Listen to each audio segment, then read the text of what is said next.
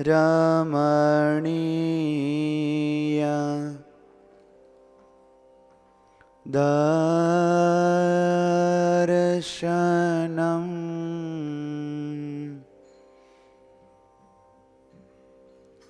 મંદહાસ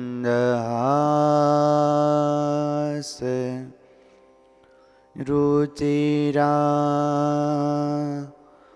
નનાંબુજમ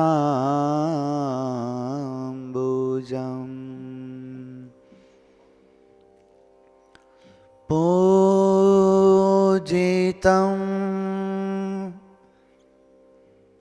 સુરનરોત્તમેર્મુદા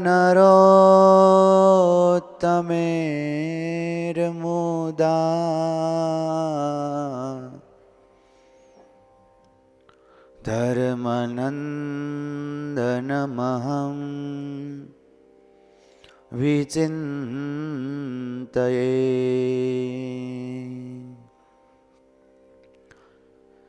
આવા ભક્તના આખ્યાન ગાય તેનું અંતર નિર્મળ થાય. તન શુદ્ધિ છે તીર્થ સ્નાને, મન શુદ્ધિ છે આવા આખ્યાને. બોલ સ્વામિનારાયણ ભગવાનની જય. હરે કૃષ્ણ મહારાજની જય.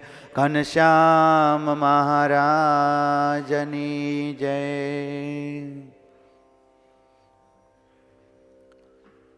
પરમ પવિત્ર ધનુર્માસમાં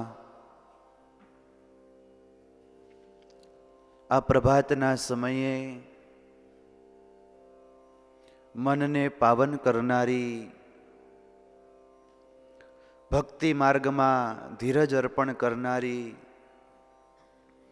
ધીરજ આખ્યાનની કથાઓ એ નિષ્કુળાનંદ સ્વામીના લખેલા કડવાના માધ્યમથી આપણે સાંભળી રહ્યા છીએ. પ્રહલાદજીની વાત ચાલી રહી છે. ગર્ભમાંથી નારદજીને ગુરુ કર્યા ત્યારથી નારાયણ એવું નામ એણે નક્કી કરી લીધું કે આ નારાયણનું નામ છે ને એ હું જપીશ. અને એક દિવસ એ જ નારાયણ દોડતા દોડતા આવીને મને એના ખોળામાં બેસાડી લેશે.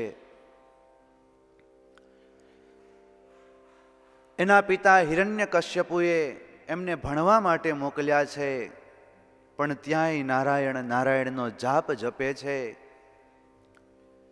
એના ભણાવનારા શિક્ષકોએ ફરિયાદ કરી.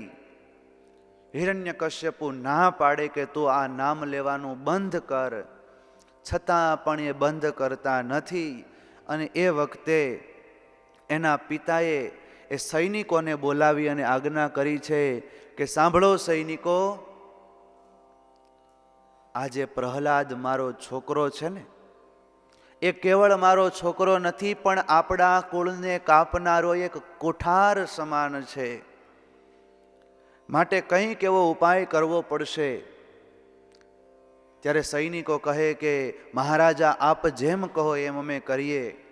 અને ત્યારે હિરણ્યકશ્યપુએ કહ્યું, કાળ છે આપણા કુળનો તમે જાણી લેજો જરૂર, માટે એને જો મારીએ તો ઉગરીએ અસુર. તમારે બધાએ ભેગા મળી અને જે કરવું પડે એ કરો અને આ પ્રહલાદને મારી નજર સામેથી તમે દૂર કરો. આજે એક બાપ પોતાના દીકરાને મારી નાખવા માટે દૈત્યોને સોંપે છે. અને એ વખતે અસુરો પણ એ દયા વગરના છે, લઈ ગયા, ધક્કા મારી મારી અને બહાર લઈ જાય છે. અને રાજમહેલની બહાર જ્યાં નીકળે, રસ્તામાં જ્યાં ચાલતા થાય છે કે આને કંઈક ઉપાય કરી અને આને મારીએ, અને બરોબર એ જ વખતે એક હાથીની અંબાડી ઉપર બેસી અને એક અસુર મહાવત છે ચાલ્યો આવે છે. એવો મદજરતો હાથી છે. અને એ વખતે આણે હાથ ઊંચો કર્યો, જે પ્રહલાદની સાથે સૈનિક હતો ને એણે, કે ભાઈ ઊભો રહે. એટલે ઊભો રહ્યો કે બોલ શું કામ છે? આ રાજાનો કુમાર છે, આની ઉપર આપણે હાથી ચલાવીને આને મારી નાખવાનો છે. અને ધીરે ધીરે કરતા એ હાથીની મથા ઉપર એણે અંકુશ ભોંક્યું અને ઈશારો કર્યો, એટલે પ્રહલાદજીને છૂટો કરવામાં આવ્યા છે મેદાનમાં. અને હાથી દોડતો દોડતો આવ્યો અને પ્રહલાદજીને પગમાં કચડવા લાગ્યો છે. પરંતુ પ્રહલાદજીના મુખમાં નારાયણ નારાયણ નારાયણ નામનો નાદ છે. પ્રહલાદજી પ્રાર્થના નથી કરતા કે પ્રભુ તમે મને બચાવો, નારાયણનું નામ લે છે. પણ ગુણાતીતાનંદ સ્વામી કહે, જોવો તો ખરા ભગવાનની કૃપા કે પ્રહલાદજીના દેહને જ જીવ જેવો કરી દીધો. જેમ જીવને કંઈ ન થાય એવી રીતે પ્રહલાદજીના શરીરને કાંઈ નથી થતું. પદાતી છે એ હાથીને એની ઉપર લાવી અને કચડાવી રહ્યા છે, કશું થયું નહીં. એટલે વળી વિચાર કર્યો કે નક્કી આને કાંઈ ફેર પડે એમ નથી, માટે ક્યાંકથી ઝેરનો પ્યાલો ભરીને લાવો અને આપણે ઝેર પાઈ દઈએ.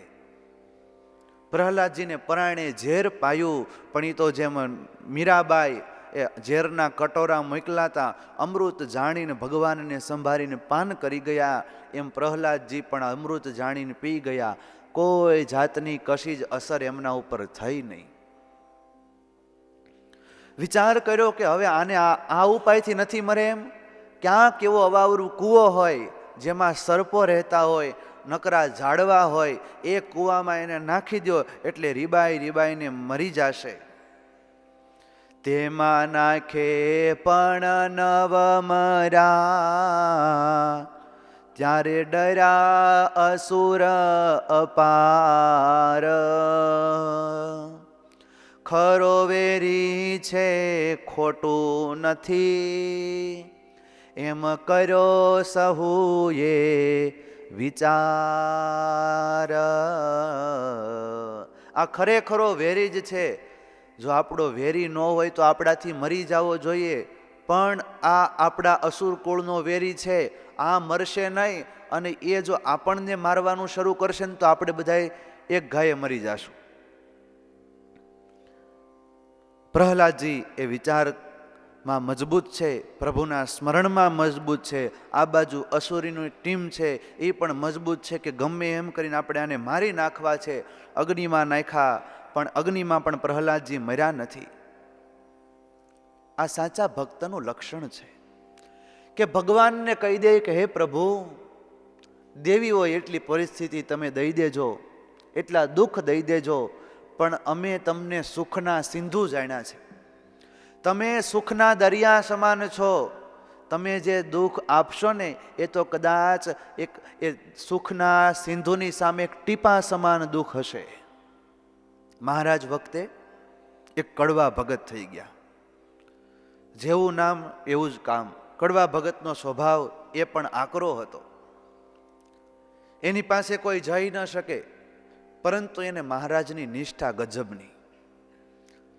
ભગવાનનું સ્મરણ અખંડ રહે. આ દુનિયામાં કાળ, કર્મ અને માયા એ બધી ભગવાનની શક્તિ છે. અને એ ભગવાનની શક્તિ છે એટલું જ નહીં, મને મળ્યા એવા સ્વામિનારાયણ ભગવાનની શક્તિ છે, એવી એના અંતરમાં દ્રઢ નિષ્ઠાની ગાંઠ બંધાઈ ગયેલી. આ ભક્તોના માધ્યમથી આપણે પણ આપણા અંતરમાં આવી દ્રઢ ગાંઠ ધીરે ધીરે કરતા બાંધતા જઈએ તો એક દિવસ જેમ આ જગતમાં ગાંઠ આપણને બંધાઈ ગઈ છે કે આ ઘોડી મારી, આ ગાડી મારી, આ વાડી મારી, એવી જ રીતે એવી ગાંઠ બંધાઈ જશે કે સર્વ શક્તિમાન પ્રભુ, સર્વ કરતા અને હરતા પ્રભુ જે સ્વામિનારાયણ ભગવાન છે ને એ મારા ઈષ્ટદેવ છે અને હું એનો છું અને કાયમને માટે મને એના રખોપા છે. આ કડવા ભગતને એવી દ્રઢ ગાંઠ છે. સમય જતો થોડોક દિવસો વીત્યા છે અને કડવા ભગત માંદા પડ્યા. હવે એ સમયે તો આપણી જેમ અત્યારે કંઈ સાધનો જેવા સાધનો નહીં, તપાસ ન થઈ શકે, બીમાર પડ્યા છે એટલી ખબર હોય, સહન ન થાય. અરે એટલી પીડાઓ ઉપડે કે મોઢામાંથી ચીસ પાડી ઉઠે.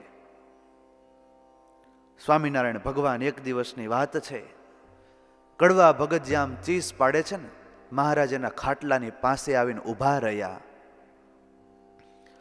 મહારાજે માથે હાથ મૂકીને કીધું, કેમ ભક્તરાજ, બહુ પીડા થાય છે તમને? પીડામાં કણસતા કણસતા એ કડવા ભગતના અંતરમાંથી એવો જવાબ નીકળ્યો કે હે મહારાજ, તમે મને શા માટે પૂછો છો? શું તમે નથી જાણતા?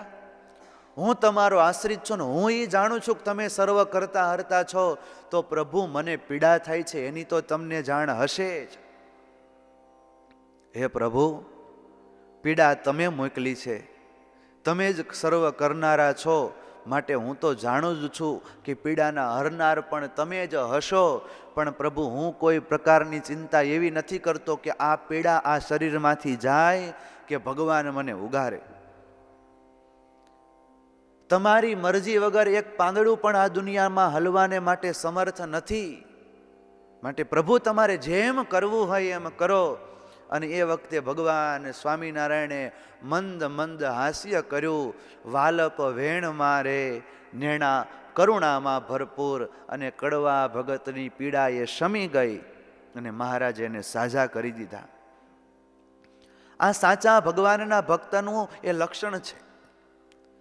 હરિજન સાચા રે જે ઉરમાં હિંમત રાખે, વિપતે વરચી રે કે દીદી નવચન નવ ભાખે.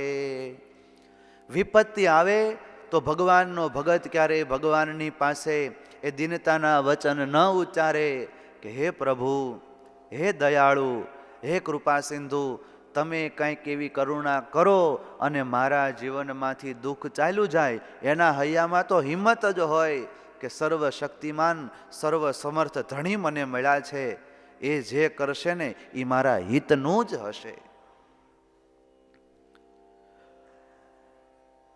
હિરણ્યકશ્યપુ તરફથી અસુરોને કહેવામાં આવ્યું છે, આજ અસુરો ખૂબ માર મારી રહ્યા છે, ખૂબ પીડા આપી રહ્યા છે. હજારો ઉપાય કર્યા પણ પ્રહલાદજીનું મૃત્યુ થતું નથી. કાંઈ એક પણ ઘા જોવા મળતો નથી. કાંટામાં નાખે ને તોય પણ ઘા ન જોવા મળે. એવું આખું આમ ગમે ત્યાંથી ગમે એની વચ્ચે દબાવે તો પણ શરીર આમ દબાઈ જાય. જેમ રબરનું આપણે ટાયર દબાવ્યું એમ દબાઈ જાય ને વળી પાછું મૂળ સ્થિતિમાં આવી જાય. એવું પ્રહલાદજીનું ભગવાને શરીર કરી દીધું છે. અને પ્રહલાદજીની આવી ધીરજ દેવતાઓએ જોઈ, ભગવાનના ભક્તોએ ઉપરથી જોઈ. બધાના હૈયે હા પડી ગઈ, ઓહો પ્રભુ, આ તમે પીડા જે આને આપી રહ્યા છો એ પીડા તો પાર વગરની આ અસુરો આપી રહ્યા છે. પણ હે પ્રભુ, તમારી કરુણા, તમારી રક્ષા એનો કોઈ પણ પાર નથી. આજ દેવતાઓની આંખમાં પણ દળ દળ દળ આંસુડા આવી ગયા કે ધન્ય છે પ્રભુ, ધન્ય છે તમારા ભક્તની ધીરજ અને તમારી રખવાળીને. આશ્ચર્ય પાયમાં અમર નર, જોઈ ભક્ત પ્રહલાદની ધીર. નિષ્કુળાનંદના નાથની કસણી, જોઈ નયણે આવ્યા નીર. આજે આવા ભક્તની ધીરજ જોઈ અને આપણને પણ હિંમત મળે કે હકીકતમાં કરનારા તો સર્વે પ્રભુ જ છે. પણ જ્યારે ભગવાનની પાસે આપણે સવારે જઈએ અને જ્યારે આ લોકના સુખની માગણી કરીએ કે હે પ્રભુ, એ અમારા છોકરા છૈયા કોઈ દી માંદા ન પડે એવી કૃપા કરજો, કોઈ દી ઓપરેશન ન આવે એવી કૃપા કરજો. ભગવાન પોતાના ભક્તને માટે ભક્તવત્સલ થઈને બેસે છે, પણ કાંઈ દવાની પેટી લઈને નથી બેસતા. એ કરુણાની અને દયાની પેટી લઈને પ્રભુ બેસતા હોય છે અને એને હિંમત આપે, ધીરજ આપે. ભગવાનની પાસે બધું જ છે, પણ દિવ્ય ગુણો છે. આ લોકના માયિક પદાર્થ પ્રભુ લઈને બેસતા નથી. અને એટલા માટે જ જેને ભગવાનના સાચા ભક્ત થવું હોય એને ભગવાનની આવા ગુણે યુક્ત ઉપાસના કરવી. ગોપાળાનંદ સ્વામીએ વાતોમાં લખ્યું ને, હે મહારાજનું સ્મરણ કરવા બેસીએ ને ત્યારે અંતરમાં એવી ભાવના કરવી કે અનંત કરુણાના સાગર, અનંત દયાઓના સાગર, અનંત સુખના સિંધુ એવા મારા ઈષ્ટદેવ છે. અને એ જે કંઈ કરી રહ્યા છે એ મારા સુખને માટે કરી રહ્યા છે.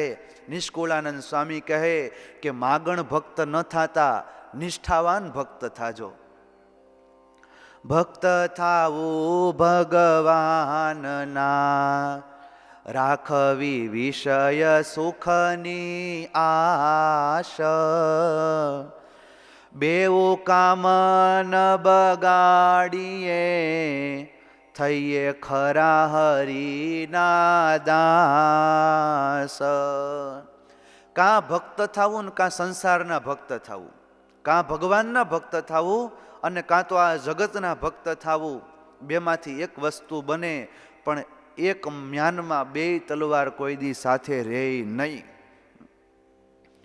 હવે લોટ ખાવો અને હસવું એ બે કાંઈ એક હારે બને નહીં. હવે કોઈ એમ વિચારે કે શેરડી ભેગી ખાવી છે ને શીરોય ખાવો છે. શીરો ઉતારવા જાય છોતું ઘરી જાય એની બીક, અને છોતું કાઢવા જાય શીરો વયો જાય એની બીક. એટલે ભગવાન છે ને એ શીરા જેવા છે અને જગત આખું છોતા જેવું છે. હવે શીરાની હારે આ જગતના છોતા અંદર નાખવા નહીં. એટલું તો હવે થોડીક આપણે ભગવાનના પંથે ચાલ્યા છીએ ત્યારે ધીરજ અને સમજણ રાખી અને ભગવાનનું ભજન કરવું એ જરૂરી બને છે. એક વખત એક કીડી એ પોતાના જે મુખમાં ચોખાનો દાણો લઈને હાલી નીકળી અને બરોબર રસ્તામાં એક સરસ મજાનો તુવેરની તાજી દાળનો દાણો પડેલો. એને એમ થયું કે આ ભાત તો છે એ જૂનો છે, પણ આ દાણો ચોખ્ખો છે, આ તુવેરનો દાણો ભેગે ભેગો હું લઈ લઉં. પણ શક્ય બને કીડી બે વસ્તુ એકારે લઈ જાય? કીડી ચોખ્ખો લે ચલી, બીચ में मिल गई दाल, दो दो बातें ना बने, કાં ચોખ્ખો અને કાં દાળ. બેમાંથી એક જ બને.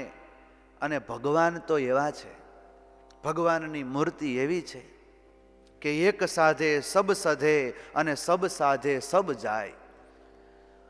મહારાજે આપણે વચનામૃતની શરૂઆત કરીએ એટલે પહેલા જ વચનામૃતમાં એ વાત કરી કે ભગવાનની મૂર્તિ છે એ ચિંતામણી તુલ્ય છે. અને ભગવાનની મૂર્તિમાં વૃત્તિ રાખવી એ કઠણ છે. પણ જેની ભગવાનના મનમાં અખંડ વૃત્તિ રહે તો એ જીવને જોવે, માયાનો જોવે, ભગવાનના ધામના પણ એને દર્શન થાય.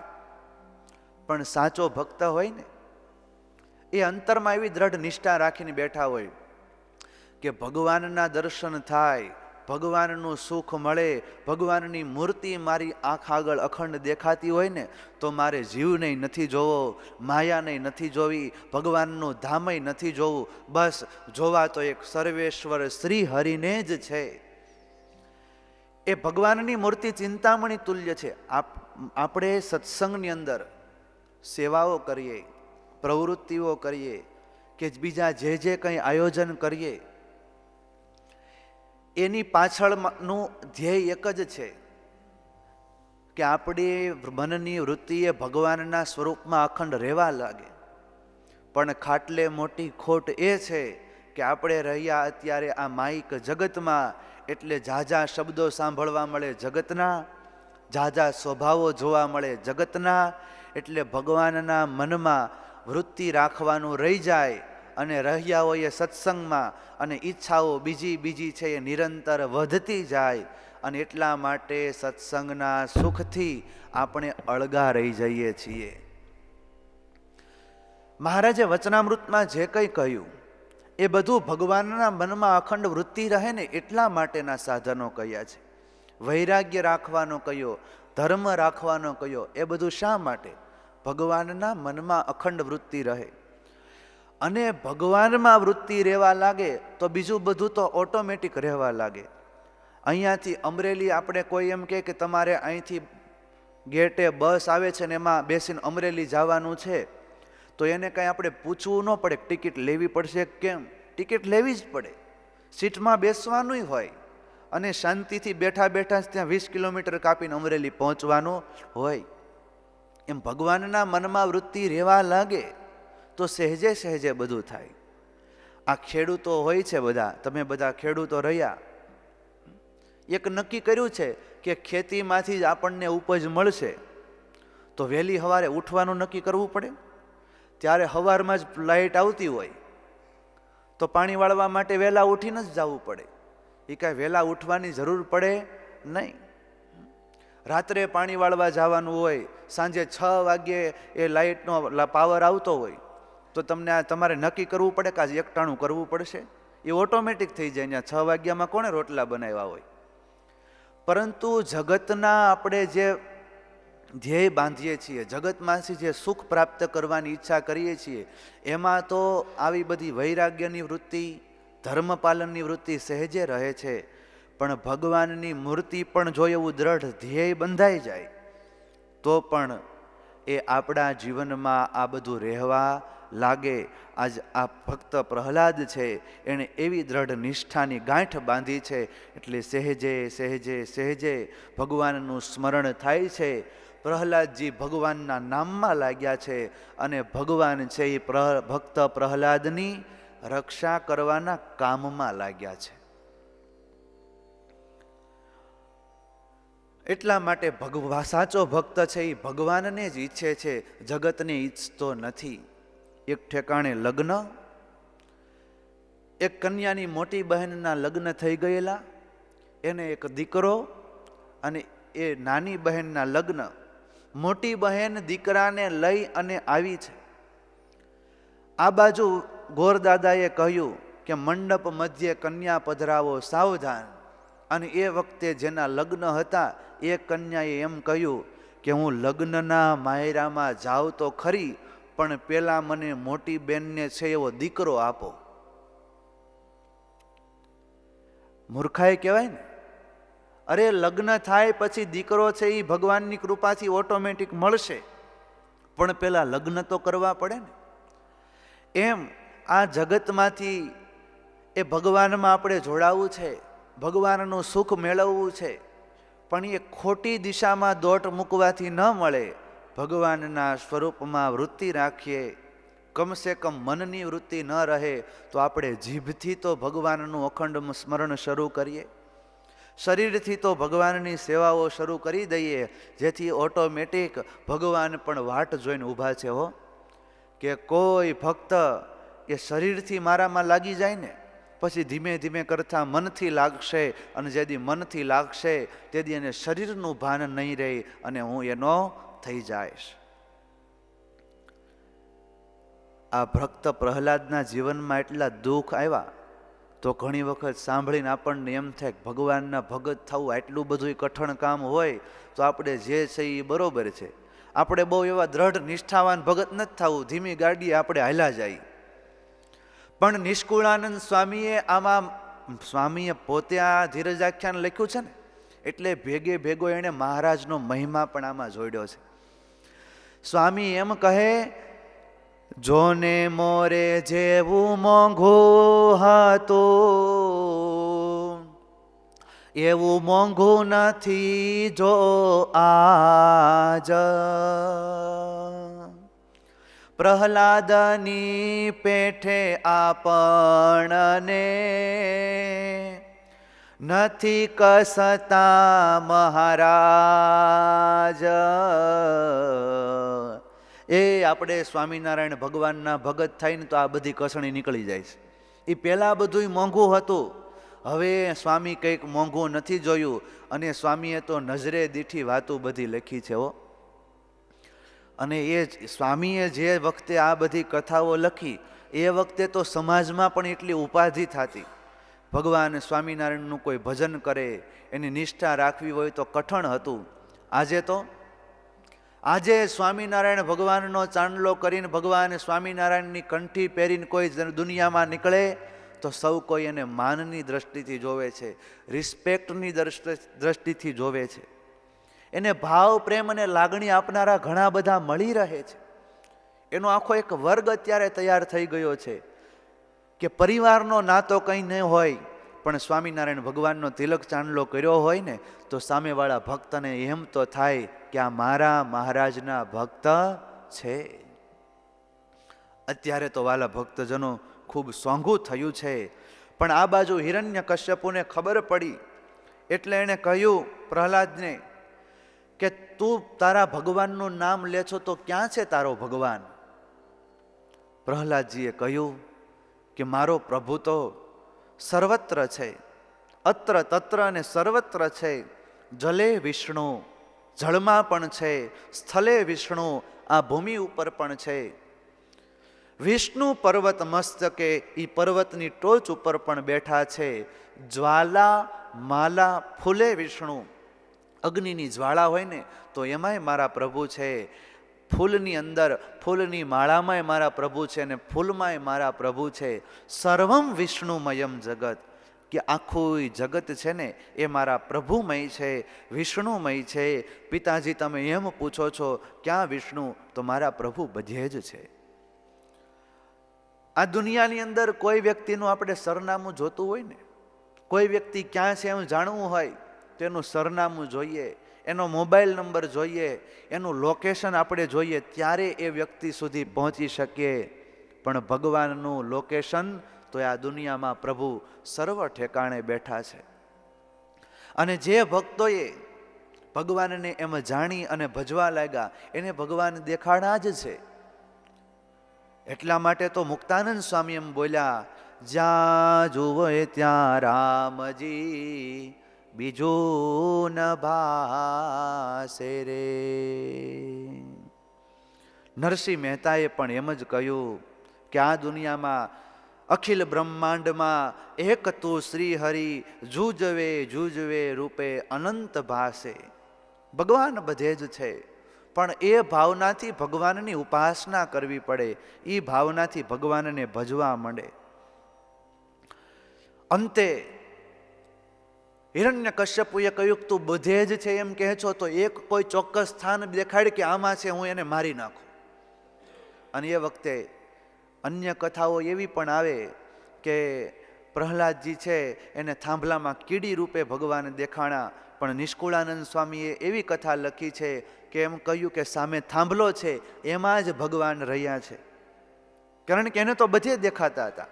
એટલે એને કીડી આવે ને પછી દેખાય એવું નહીં, થાંભલામાં જ ભગવાન છે. હિરણ્યકશ્યપુએ તલવાર ઉઠાવી અને તલવાર ઉઠાવતાની સાથે જ એ મારવા માટે જાય છે. અને જ્યાં પેલા થાંભલાને તલવાર મારવા માટે જાય અને એ જ વખતે થાંભલો ફાટ્યો અને થાંભલો ફાટતાની સાથે જ એમાંથી ભગવાન છે એ નરસિંહ રૂપે એ બહાર પધાર્યા છે.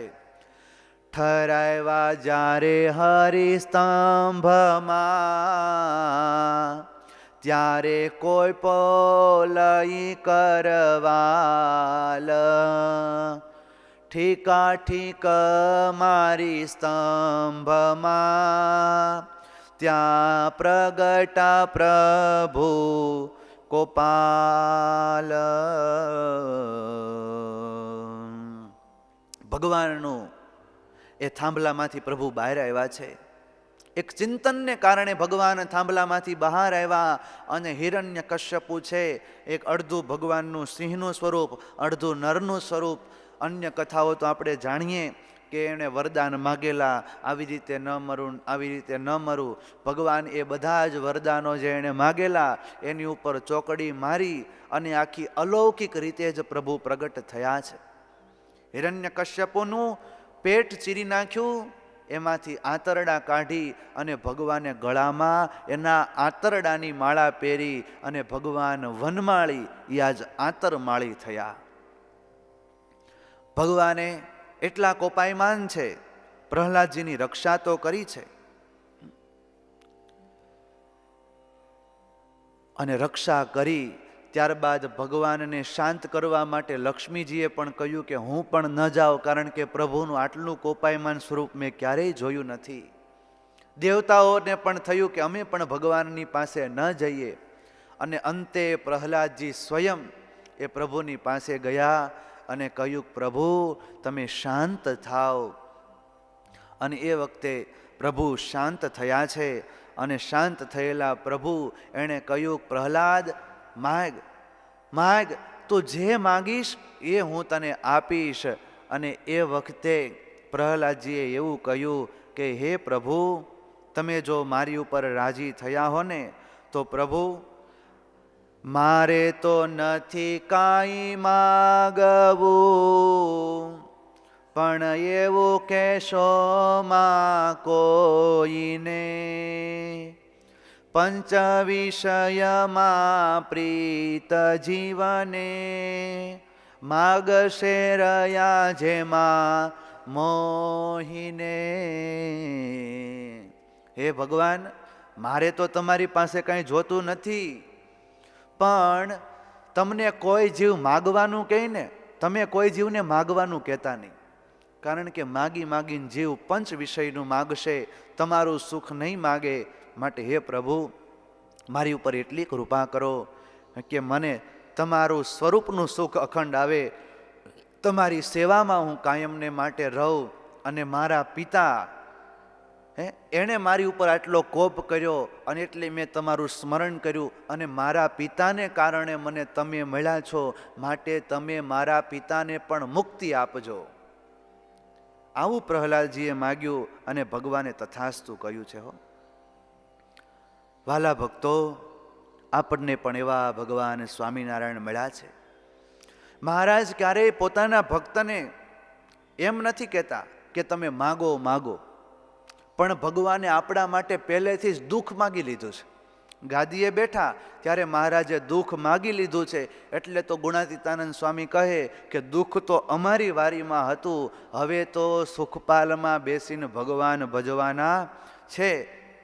માટે વાલા ભક્તજનો, આપણે પણ ભગવાનની મૂર્તિમાં જોડાઈએ અને એ ભગવાનના સ્વરૂપનું ભજન કરીએ તો આપણે ભક્ત કહેવાઈએ. આ ભવમાં અભક્તપણું આપણું અળગું થાય, અને શુદ્ધ સેવક ઘનશ્યામના થઈ અને અમળ ભક્તિ આપણે કરી, અને આ પ્રહલાદજીની જેવી રીતે જ આપણે ભગવાનના સાચા દ્રઢ ભક્ત થઈએ, ભગવાનની મૂર્તિના, ભગવાનના નામના અખંડ સ્મરણવાળા થઈએ, તો મહારાજ જે માટે આ પૃથ્વી ઉપર પધાર્યા હતા એ દાખલો આપણો સફળ થાય. અને મહારાજને પ્રાર્થના કરીએ કે હે પ્રભુ, અમને પણ આવા ભક્ત થવાનું બળ મળે એવી પ્રભુ અખંડ તમે કૃપા કરતા રહેજો.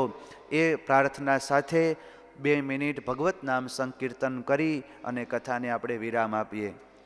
સ્વામિનારાયણ સ્વામિનારાયણ,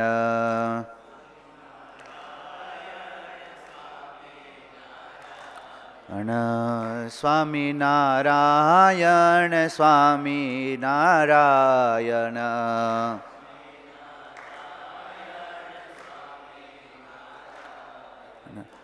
સ્વામિનારાયણ સ્વામિનારાયણ,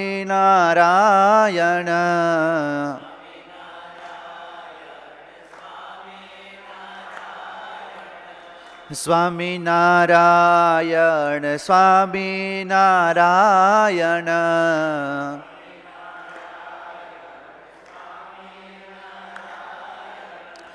સ્વામિનારાયણ સ્વામિનારાયણ,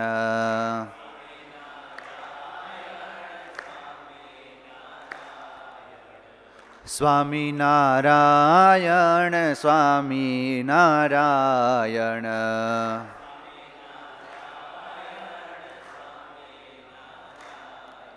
સહજાનંદ સ્વામી મહારાજની જય.